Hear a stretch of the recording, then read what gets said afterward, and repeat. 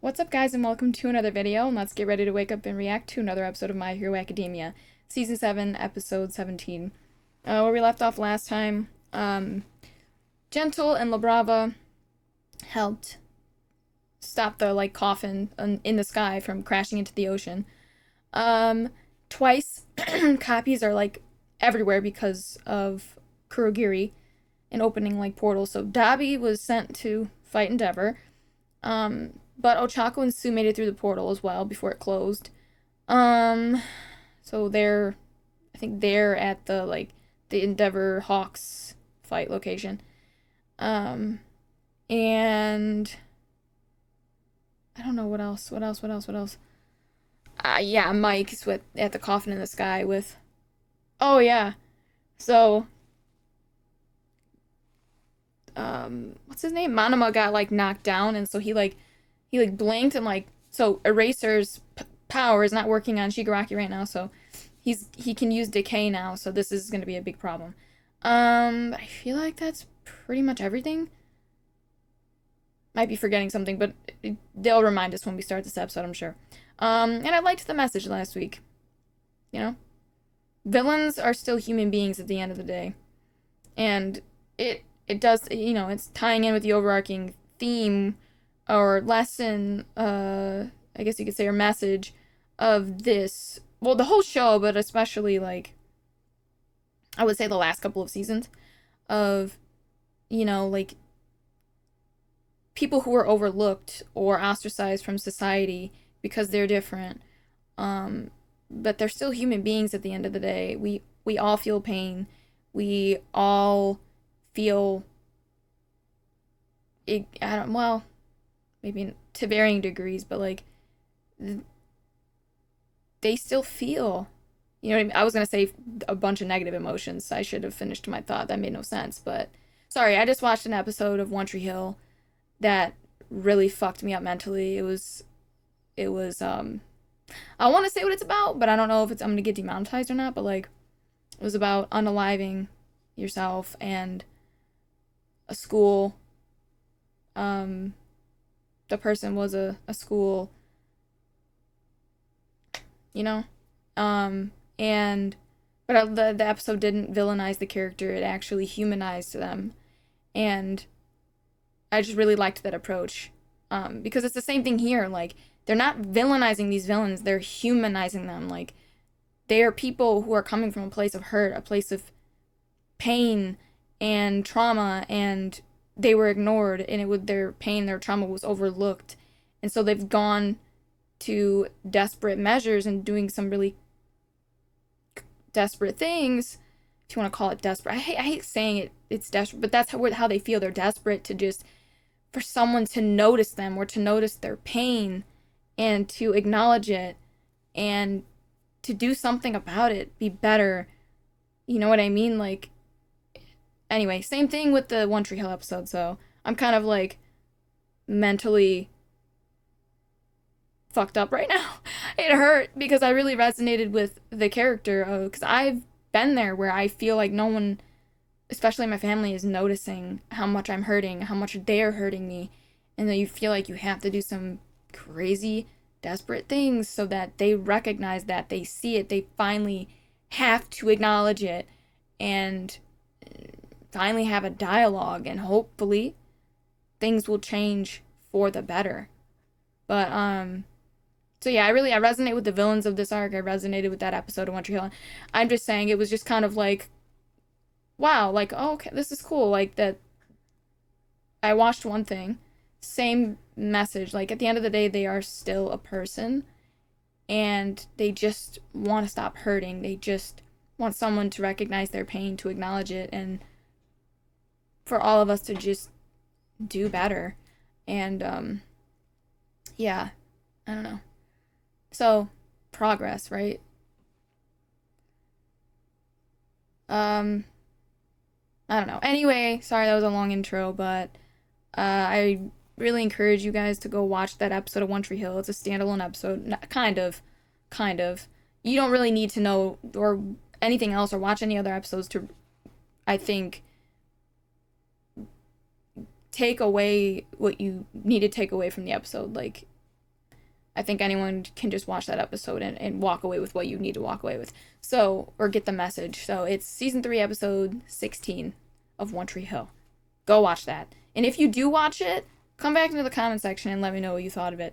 Because I just think it was a, like, 10 out of 10. It was a stellar approach and message, and I just really loved the way that they handled that episode and the characters and all of them, but especially that character. Yeah, anyway, let's jump into My Hero Academia.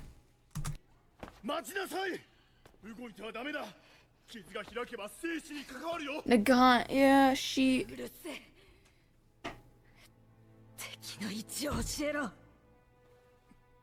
言わせるな。君は脱獄囚だ。緑谷伊豆くに頼まれたんだ。僕らと一緒に戦ってください。あなたの心はまだ。I'm probably gonna bawl this episode just because I'm in like such an emotionally like fragile state after that freaking One Tree Hill episode. 行かせろ。しかし責任は俺が取る。Wow. こいつで戦況を確認できる。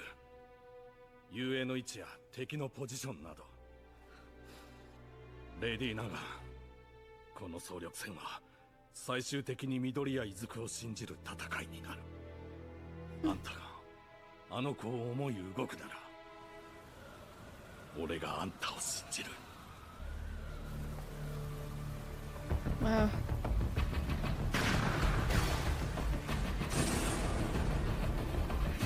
She really just came in clutch in that moment, dude. She really did.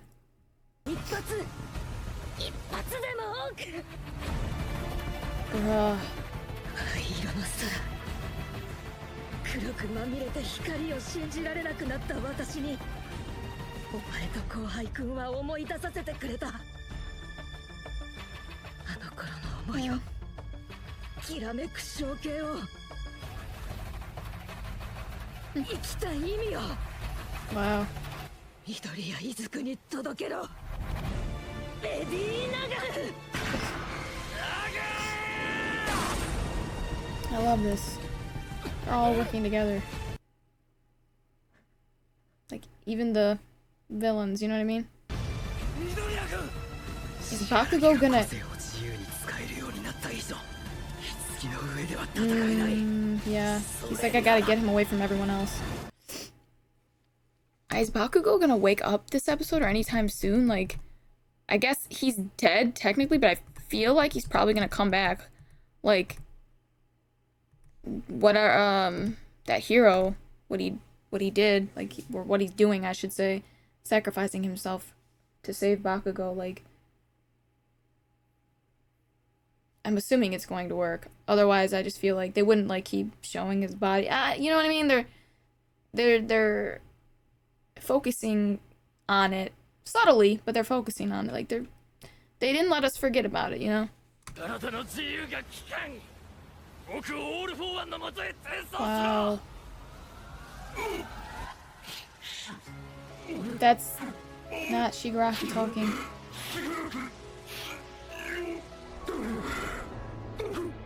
Ooh.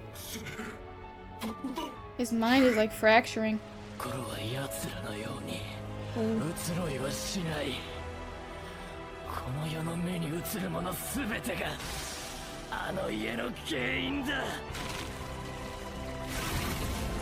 Oh man.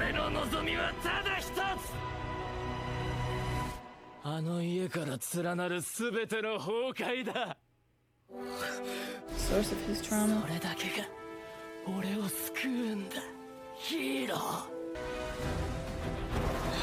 Is that guy?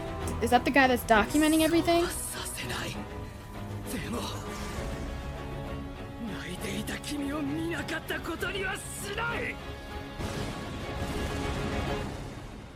He's acknowledging his pain. Eventually, it's gonna have to.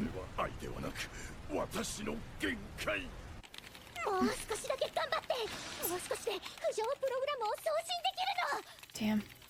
But it's so damaged, like. I don't know if that's even gonna work. 罵倒も喝采もない。 That's not what's important though, you know that. ただ生きる喜びだけが心に。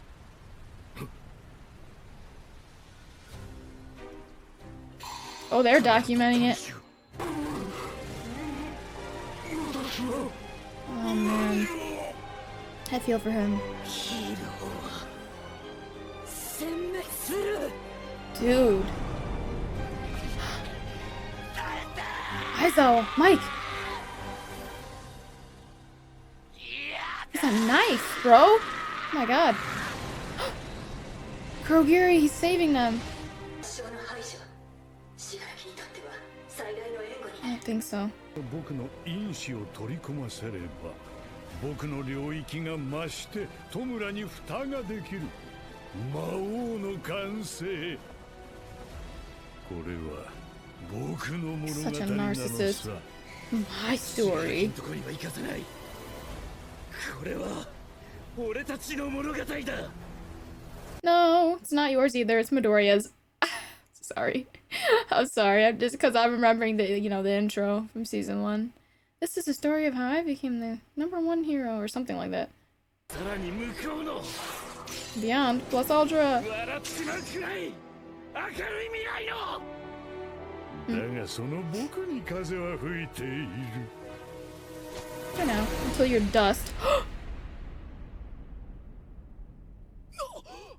What the hell? What the fuck?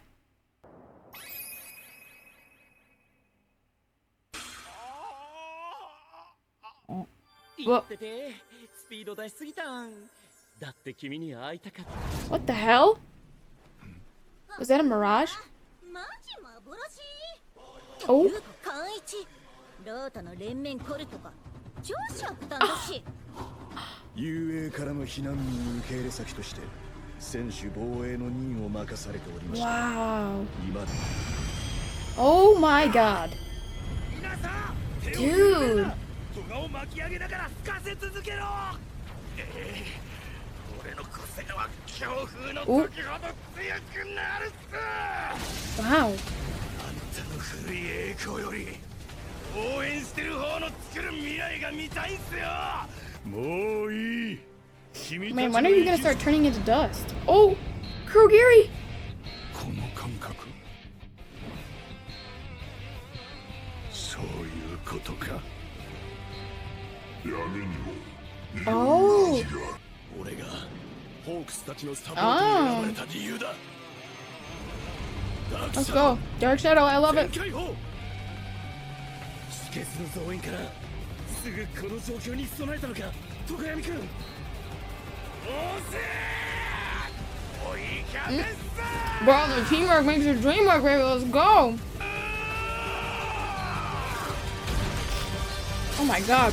Oh my god. ガッキャンクバルドル。 Dude, he fucked him up. シンくんやおちゃこちゃんみたいに個性が出せない。 You don't, I don't know, you don't like them or you're not connected enough with them. この戦い前にも試した。出せなか But っ if she can sympathize or empathize with them or start to た。 like 好きに them, なれるはずなのに。 then she can start using their abilities. シンくんなら出せるのに。ヒーローは殲滅する。ヒーローは殲滅する。ヒーローは殲滅する。なんで私はシンくんになれないの。 Because you can't use their abilities like he could, you don't feel like you love him enough because you can't use his abilities to the fullest extent, which means you're not becoming him. Which, yeah, it's like a loop, which means you don't love him enough, and that kills you. That hurts. So, wow. She's a very complex character. Her psyche, all of it's very complex. I don't feel like she's a character that you can just understand immediately. Like, I feel like it takes... I still even feel like I don't fully understand her. Like, I feel like I somewhat understand her, but I don't feel like I fully understand her. I wish she got more screen time, more development. I think she needs more. Personally, I feel like I wish they spent more time on her character before this. Not my favorite episode. I don't know if it's because I just watched something that was like probably one of the best episodes of television I've seen in a while. Even over like any of the episodes of House of the Dragon season 2, and I loved that. I mean, man, that episode of One Tree Hill was amazing.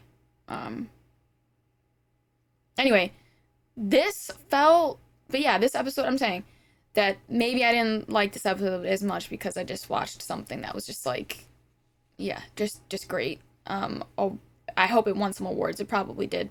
But yeah, this episode was kind of like, I don't really feel like much happened, honestly.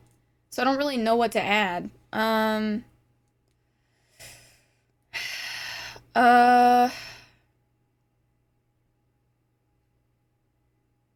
I don't know. I don't know what to say about this episode. I'm sorry, guys. I can't give you anything.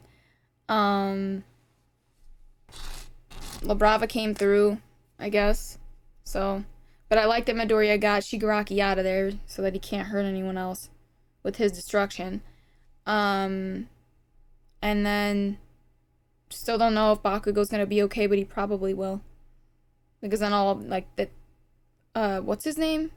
That hero? I always forget his name. That like is healing Bakugo, like sacrificing himself for him. His sacrifice will have been for nothing if not. Edshot, I think? Yeah. And then Kurogiri, like his mind fracturing, where he's kind of like stuck, going kind of back and forth between Kurogiri and whatever his name was, whoever he like really is, or was before he was Kurogiri. I don't remember what his name is. Mike and Aizawa's friend. That was probably one of the more interesting aspects of the episode to me because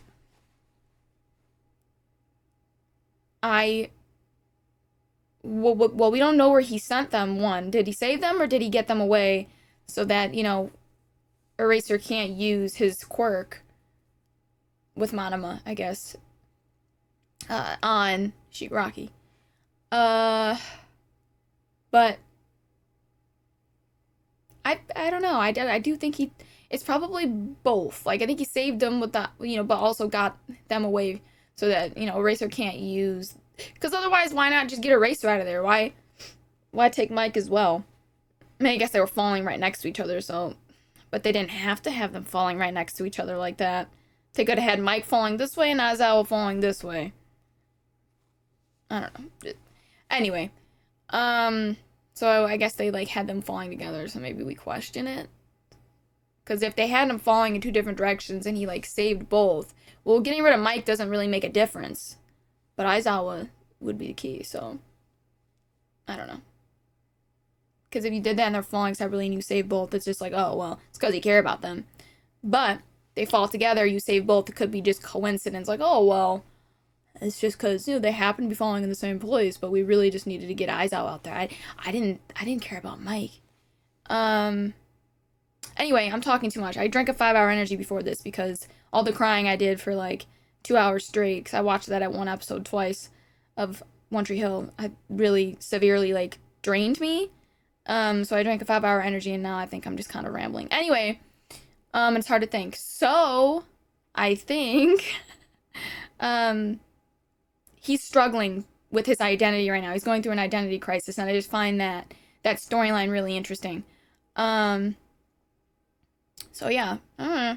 And then the whole Toga thing, like, she's kind of, like, going through some, I wouldn't say an identity crisis, but, like, she's struggling to understand herself, I think, right now. Like, she knows who she is, but she doesn't understand, like, I think, how she's feeling, in a way. And which is kind of mixed in with an identity crisis. It's kind of because the way her ability works, there's an identity crisis thing, because she's like, why can't I become him? I can't become him. When I can't completely become somebody or, like, use their abilities, it means I haven't fully become them. And if I haven't fully become them, it's because I don't love them enough. So she's questioning her feelings for her friend. And like, you know, like, well, because she can't fully become him with, you know, his identity. It's just weird. It's like an identity crisis, but not really. Kind of, but not. You know what I mean? Very complex. But yeah.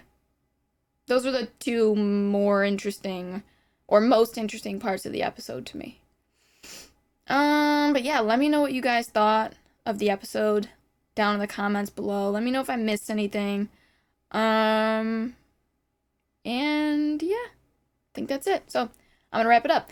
As always, remember to like, share, and subscribe, and hit that notification bell to be notified every time I upload a video. And if you guys want full reactions, you can catch that on my Patreon. The link for that's in the description below, so please check that out and sign up to support the channel. And we do have some exclusive shows on Patreon if you're curious. We've got Cyberpunk and Kaiju number 8 that we're reacting to right now. Oh, and Slime. Slime Season 3. I don't know if... I haven't even been mentioning that one, but yeah, we're doing that. Any other ones? I don't think so. But yeah, anyway, I am going to... So yeah, if you want to check those out, check out my Patreon. Again, link in the description. And any of my other socials, those are all down in the description below. But yeah, I'm going to get out of here, guys, and I will catch you in the next reaction.